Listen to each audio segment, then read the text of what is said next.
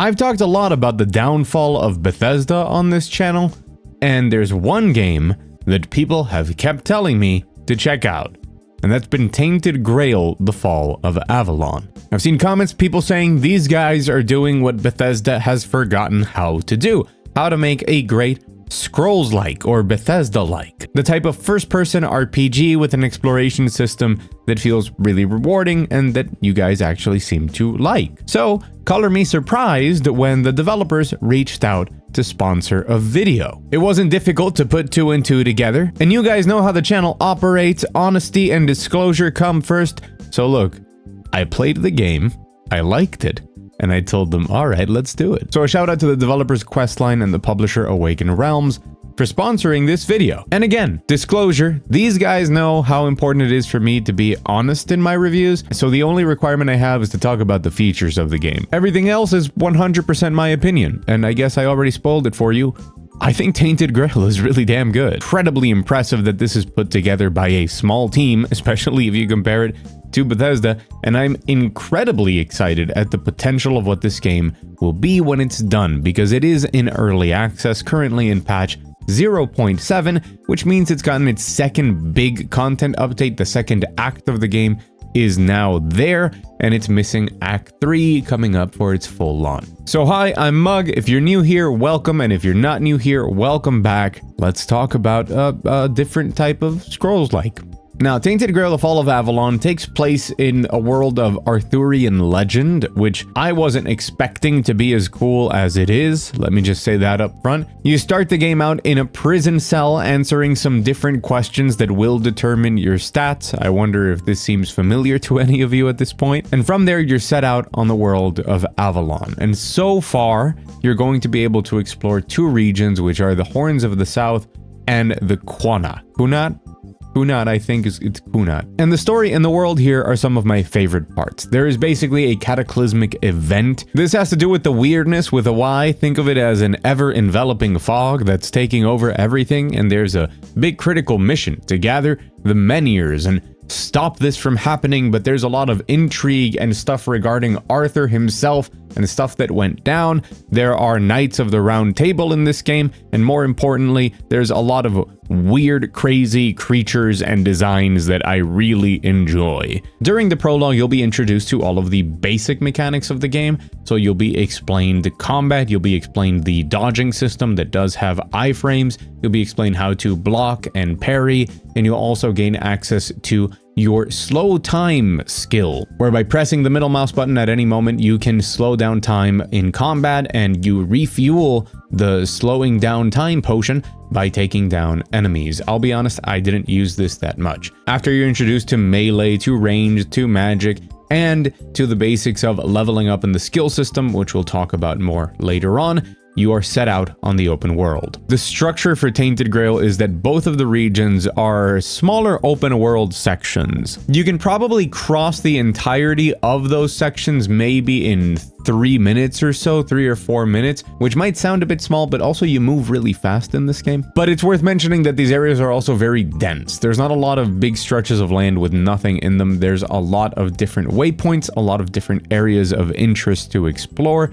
and all of them are good. Once you're set out in the first region, you can go ahead and follow the main quest. This will lead you down a series of different quests where you can make some very traditional RPG decisions, including who to side with on very big decisions that I imagine are going to have bigger ramifications later on in the game. And the overall feel to tackling those main missions or doing whatever else you want is very hands-off. Even some of the main quests can be solved in different ways, including the fact that there's a pretty long quest line that you might do later that requires you to fulfill 3 or 4 different quests with different NPCs, or you can just kill everybody. That's what I like to see. So when it comes to the questing, to talking to people, to making decisions, to waypoint markers, to keeping track of your quest log, going and fulfilling requests, and the open-endedness that you're going to find within those quests, yeah, this is pretty much what you'd expect. In my opinion, this is at the standard of a Bethesda game, of a good Bethesda game. I found writing and voice acting across the board to be pretty good. I wouldn't say it's exceptional. Some characters I did enjoy a lot, especially the voice acting, because I'm not familiar with these sorts of accents, so it's very entertaining to hear them.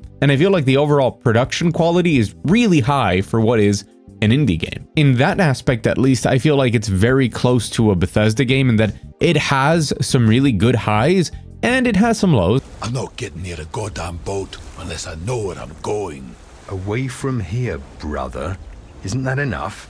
There's some characters with weird voices or weird filters on them that didn't sound completely right to me, but given that this is a $30 indie game, to be trading blows in that arena with one of the biggest studios in the world is quite impressive. Of course, they also get away with this because the overall scope here is not that big. Now, both acts of the game currently have around 10 to 15 hours of content each, and a lot of that content is exploration and combat. So once you're setting out on quests, a lot of them are going to have you fighting.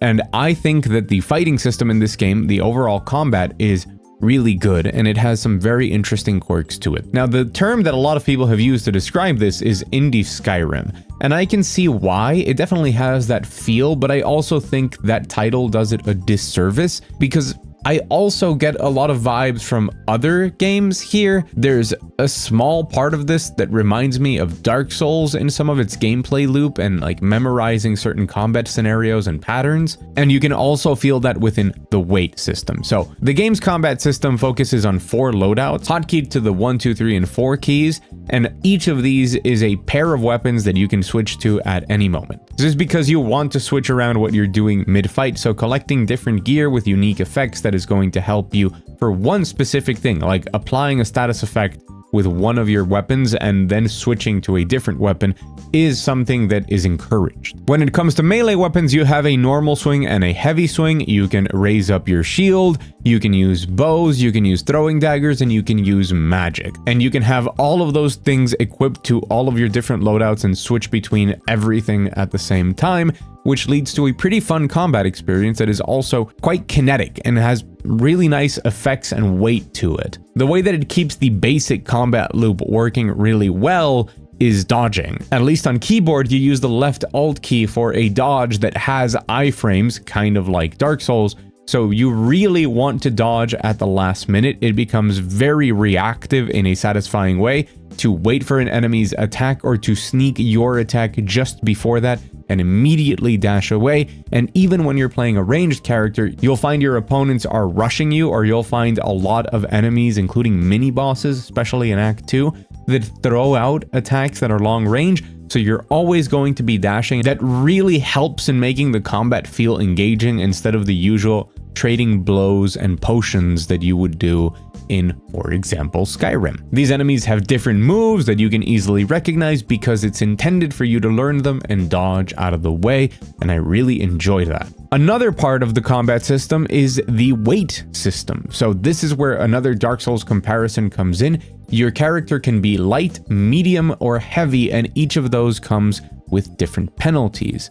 The heavier that you go, the slower that your mana regenerates and the more that your spells cost, as well with having your dashes and your overall stamina consumption change depending on how much armor you're wearing. This means that if you want to be a spellcaster, you're going to be a glass cannon because you're going to be wearing very little armor, but in exchange, you get to throw out spells from far away all day. If you go in the medium armor category, you can use a pretty healthy mix of different things. And if you go heavy, you're basically not going to be using magic. At most, you're going to be throwing out a spell in order to get a status effect going. You're really there to tank and to sit in front of your enemy and knock them down with melee attacks. I found this to be a really interesting decision when it comes to the balance of the game. And my initial fears were that having these really hard limitations on your build was going to have the game feel like it's constraining what you can do with the combat. Like it really wanted to prevent you from becoming this overpowered massive tank wearing the best and coolest armor and also flinging spells and spectral daggers or whatever. And that is the reason that is there. They don't want you to do that, but that doesn't mean you won't become overpowered in combat, which is one of my favorite parts about this game. Tainted Grail has no issue with you becoming very powerful. During my playthrough, I went out of the way to do some little jumping puzzles and figure my way around the castle area. I found a mage's corpse in that process, and they were carrying an incredibly powerful ice spell. It has a very unique property where if you only tap the spell, you throw out 5 different icicles all scattered around. The more you charge it, the more you concentrate that blast on one position. I'm not sure if what I'm about to describe now is a bug. I hope it isn't, because it's a really fun thing that I enjoyed. But if you don't fully charge it, it still counts as 5 separate blasts, which I believe means that it stacks frost 5 times, which if you charge it all the way, I think it only counts as 1 stack of frost. This means that if you perfectly time your charge so that it's pretty grouped up but not all the way there, I found myself consistently freezing enemies by throwing out these icicles and then being able to smash them while they're frozen with heavy attacks. And this was completely broken. But here's the thing, I found that spell because I went out of my way to explore in places that I don't think many people would have gone out of their way to explore. So it felt incredibly rewarding to find something so strong. There's also a skill and a timing component to using the spell in that way, and there's a lot of flexibility of using it when fighting multiple enemies. And then finally, just repeatedly throwing out that spell, freezing enemies and bonking them over the head with the different effects and the slow-mo executions. It's just fun all the time.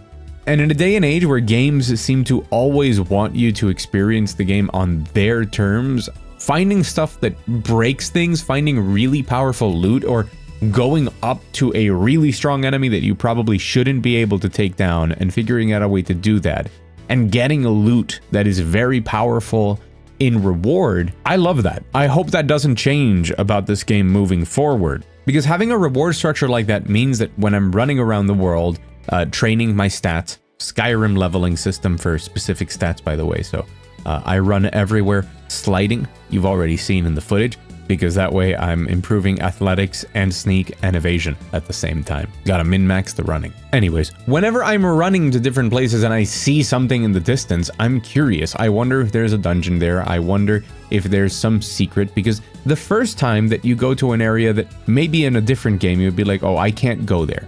I'm not supposed to be there. But you try and go there anyways and find a really cool, powerful sword. You're like, oh wait, this game is taking all of these things into account. And that to me is the secret of making the exploration here feel great. It feels like some of Bethesda's best efforts in a way that their recent efforts don't. And I don't know if that's the developers here being really smart at identifying that and taking advantage of the smaller scope of the game to make sure that the game world rewards exploration, or if it's just pure coincidence on their way to making a great game. But god damn it, it is a super important part of a Bethesda game. Dungeons frequently have alternate routes that are there if you're just paying attention. If you're looking around the environment, you'll be like, oh wait, it looks like I can crawl through there, and you'll skip the whole thing and end up at the boss. That is awesome and makes me really want to keep playing the game. And that exploration of collecting different armor, fighting different enemies, of the combat being so good, is right now the entire basis of Act 2, which doesn't have the main story there. It has side quests, but it's mainly a sandbox of exploration. It's the whole new region, and while you can't follow through on the main story quest that in the first one, in the Horns of the South, takes you to Kunak, the second region is just, hey, go out there, enter dungeons, fight the new enemies, look at the new environments. They're very pretty because the art style in this game I personally find really cool. It's very grotesque. I like a lot of the monster designs. They're creepy in a good and original fantasy type way because it is a different sort of fantasy instead of the more typical, hey, goblins and dwarves type of thing, which helps. That also might be where some of those comparisons I have to Dark Souls are, which is also not the most traditional fantasy art style. But in that second region, you're just running around and finding new things and getting into combat encounters because the game knows that its biggest strengths are in exploring the world, finding those cool things, and getting into those encounters, to the point that it has a very interesting day and night mechanic. There's a lot going on in this game. At night, similar to other games that make the world more dangerous, that is the same here. But enemies at night drop ethereal cobwebs and unidentified items, and you use the ethereal cobwebs as a sort of currency. You can use it for two things. You can use it to fuel your bonfire, which is where you level up. Don't think like a Dark Souls thing. It's just a menu prompt. You're like, plop down bonfire at any time. You can't do it in towns or in combat, but anywhere else, you plop it down and the bonfire is where you level up. If you fuel your bonfire, you're allowed to fast travel from there to any other fast travel point and to identify the loot that enemies dropped at night. This means that fighting enemies at night kind of feels like an ARPG at times, where you're just engaging in combat repeatedly to get cobwebs and items so that you can then identify them, see what you get when it comes to loot and consumables from those drops. And of course, while doing all of that, you're gaining experience, which you're going to sit down at the bonfire and spend on leveling up. The level up system here, by the way, very much like Skyrim. I already mentioned stuff like athletics or sneak or one-handed or magic are upgraded by simply using them, but then on top of that you have your core stats and your skills. Your stats are divided between the usual strength, endurance, spirituality, which is magic, perception, and dexterity. They will all apply to the things you expect, with dexterity being more for bows and speed, magic is for magic, strength is for hitting things with whatever you have on your hand. That works fine. They scale well with the combat types that align with each of them, but the skills, that's where I have some more complaints. Some skills here are pretty transformative, others are pretty boring. And I hope that this is something that they're going to work on towards the final launch of the game, because I would like the progression of the game to not be, at least at the moment, so centered on loot and on upgrading the different weapons that you find, or on upgrading your armor, and to have a little bit more of the progression in the skill tree. Now, don't get me wrong, it's functional, you're going to notice a power increase, and there's stuff here that's very useful. I played mostly as a mage, and stuff that in the start you don't really think is that important ends up being important. So there's a skill that gives you a ton of mana when you kill an enemy. This is a lifesaver in a lot of situations and a very big skill, something that you play around all the time, especially in Kunakt, which is considerably more difficult than the Horns of the South, and you have to be really careful, especially as a mage where you're a glass cannon. This game can be very difficult, just the same as it can be easy if you find yourself with a really overpowered build. There are other skills that are also very powerful, dealing more damage to enemies that are burning. It fits really well with the whole combo mentality of the game of, well, I'm going to set you on fire and then I'm going to hit you with this other thing. But other skills, including in the other trees, are just like 7% more physical damage, percentage based, like gain extra armor. And hey, you need some of that stuff to gradually go towards the ends of the tree where maybe more transformative stuff is. But I just felt like some of the branches of these trees didn't lead to something that was transformative, while others, for example, in strength, there's one that gives you 300% extra damage with shields. That's cool. That unlocks a completely new playstyle, and that's really impactful to the game. Some of the magic stuff, really impactful, but some of the other trees just end with like, you now have 10% more armor. Probably really useful for certain builds, but it doesn't feel like a big transformative thing that I'm really desperate to like level up and unlock it and be like, oh, when I get this skill unlocked, everything is going to change. I can't wait to play around with it. And I just like to see more of that. It isn't a huge complaint because a lot of that transformative stuff comes from the loot. Like discovering new spells as a spellcaster was so cool because like, look, I throw a fire wave, or I throw that ice spell, or now I summon poison clouds. And there's so much cool stuff in this game to discover that instead of getting that feeling of something new and shiny from the skill trees, you get it from the exploration, which I think that's really important. That's where it should be, and that's where it is. But it'd just be a nice cherry on top if it were also there with the other stuff, just saying. And overall, after spending around 25 hours with the game, my experience with Tainted Grail was, this is super fun. I played the game for that long, not for the sponsored video. This could have easily just been a first impressions type of thing, but because I just really wanted to keep playing. It really captured a feeling of the older Bethesda games that I enjoyed, with its own twists, with its own evolutions, with a combat system that I think is better than something like Skyrim, pretty easily in my opinion. And it also fit really well with where I am in my life at the moment. Of a really huge Skyrim-like game to me feels overwhelming right now. I don't want a 120-hour experience unless it really justifies that experience with consistently amazing stuff. Because maybe when I was younger and I had more time and I wasn't doing 2 jobs, I craved more of that existing in a world and just kind of chilling and spending hours roaming and looking at the land. But today I feel much more like I want games to present me with the best that they have. And the highest praise I can give to Tainted Grail is that it gave me the best parts of wandering and discovering and exploring stuff, but without sucking up so much time. The 2 regions here, smaller in scope, but packed densely with content that channels that discovery, means that in a much smaller amount of time, I got what I really like about a Scrolls-like experience. And that made me feel like every hour I put into the game was very rewarded. And in that condensed version, they still managed to cram all of the things you might expect. They're still collecting resources for alchemy, for smithing. You can still upgrade your weapons. You have that ARPG system, and a lot of the stuff there is regarding runes and charms that you can use to upgrade and infuse special stuff into equipment. There's so much going on here, but you never feel like it's forcing you to engage with all of those systems, which is something that I associate with Bethesda of like, I don't care about this entire part of the game. Let me ignore it. Let me play the way I want to. So I don't want to craft. I don't want alchemy. I don't want to worry about those things. Let me focus on the parts of the game I enjoy, but they're all still there. And I do think the game takes your time into consideration, at least currently in early access. So for example, you can start directly in the Act 2 area at level 20 and choosing a pre-built character from the archetype. So a full tank or a full rogue, full mage, or hybrids.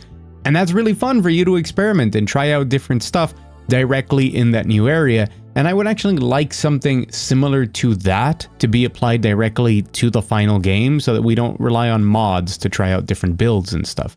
But it's the small details, you know?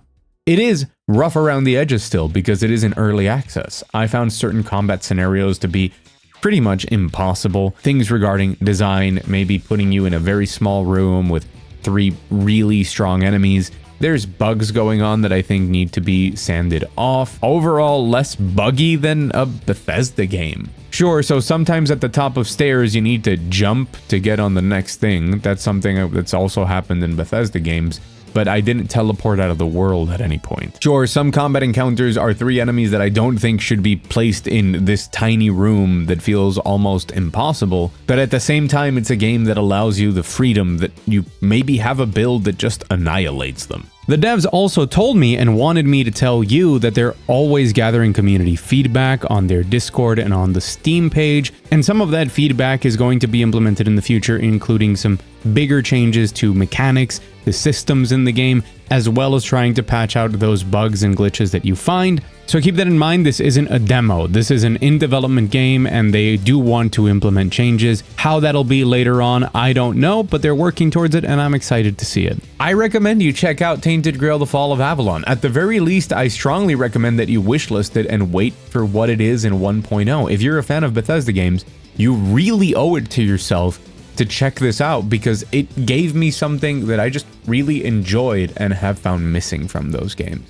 Very potentially, the rise of the Scrolls-like is upon us, of developers showing Bethesda that you don't need the engine and the resources and everything that they've done to make a game like their best ones. And I think Tainted Grail: The Fall of Avalon is definitely at the forefront of that movement if it is coming. And I can't wait for more people to play this game and also for more developers to look at it and get inspired that it is possible to make something this good even as an independent outfit that can compete with massive big Bethesda. So whether you want to do it in early access or you want to jump in at 1.0, really keep an eye on this one.